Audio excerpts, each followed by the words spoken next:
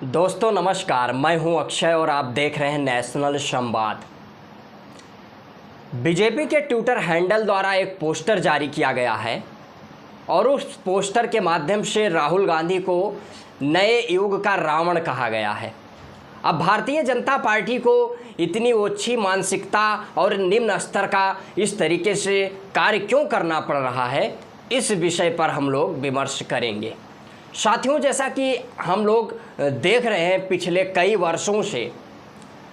राहुल गांधी को जिस तरीके से भारतीय जनता पार्टी और बीजेपी का आईटी सेल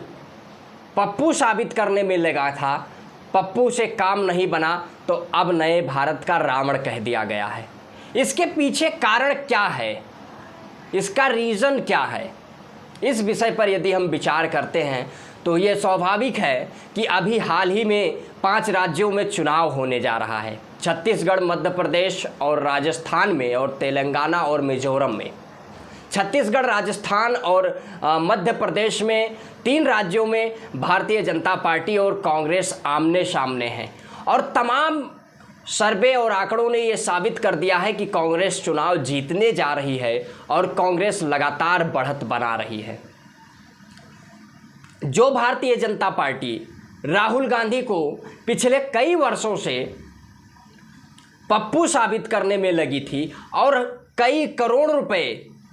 अपने आईटी सेल के माध्यम से और गोदी मीडिया, चाटुकार मीडिया, दलाल मीडिया के माध्यम से जो बीजेपी कई करोड़ रुपए राहुल गांधी को पप्पू साबित करने के लिए खर्च कर रही थी, पिछले वर्ष जब राहुल गांधी ने भारत जोड़ो यात्रा के माध्यम से एक नया मैसेज, एक नया संदेश देने का कार्य किया और जो कई करोड़ों रुपए खर्च कर बीजेपी अपनी आईटी सेल के माध्यम से राहुल गांधी को पप्पू साबित नहीं कर पाई, राहुल गांधी वर्तमान में एक महानायक बनकर उभरे।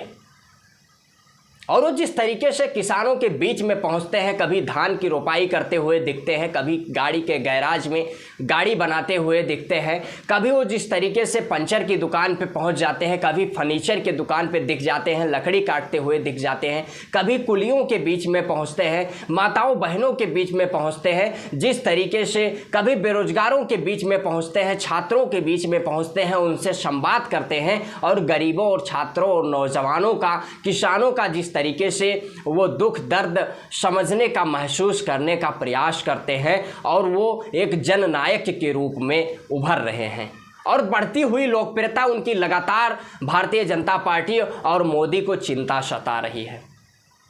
स्वाभाविक है कि भारतीय जनता पार्टी और नरेंद्र मोदी के पास अब कोई जुमला नहीं बचा है और जब कोई जुमला नहीं बचा है तो ऐसे में क्योंकि प्रधानमंत्री जी लगातार जिस तरीके से कोई नया जुमला करते रहते हैं, कोई इस प्रकार का एक्टिविटीज़ करते रहते हैं जिससे उनकी तरफ लोगों का ध्यान केंद्रित रहे। लेकिन जिस तरीके से राहुल गांधी एक जन समस्याओं को सुनकर जनहित के लिए, के मुद्दों पर जिस तरीके से संवेदनशील हैं और भारतीय राजनीति में लगातार जिस तरीके से उनकी लोकप्रियता बढ़ रही है और गरीब अपना महानायक, जननायक रूप में राहुल गांधी को देखने लगा है, ऐसे में भारतीय जनता पार्टी का तो तमाम करोड़ों रुपए खर्च करने के बाद भी राहुल गांधी को जब बीजेपी पप्पू साबित नहीं कर पाई तो नए युग का रावण बता दिया गया और ये पोस्टर जारी करने का उद्देश्य ही है। लेकिन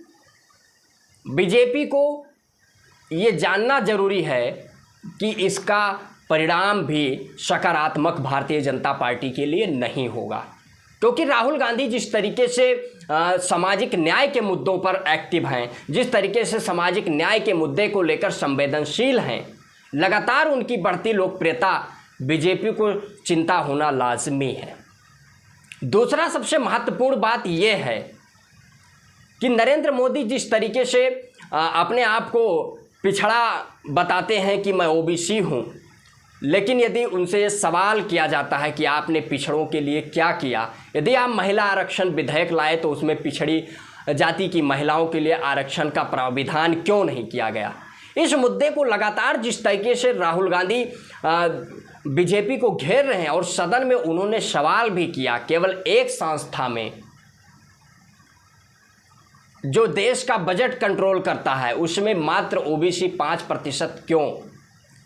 केवल एक संस्था में सेक्रेटरी और जॉइंट कैबिनेट सेक्रेटरी, उसमें केवल 3 ओबीसी क्यों 90 अफसरों में? यदि 3%, क्या देश में ओबीसी 3% है?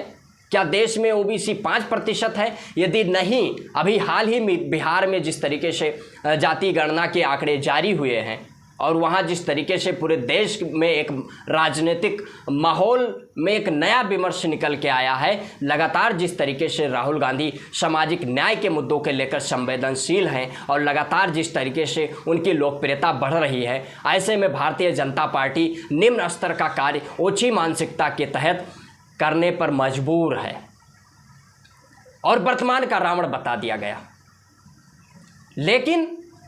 तमाम दावे, तमाम सर्वे और आंकड़ों ने ये साबित कर दिया है कि भारतीय जनता पार्टी जो हाल ही में जिन राज्यों में चुनाव होने जा रहे हैं उसमें भारतीय जनता पार्टी पूरी तरीके से हारने जा रही है।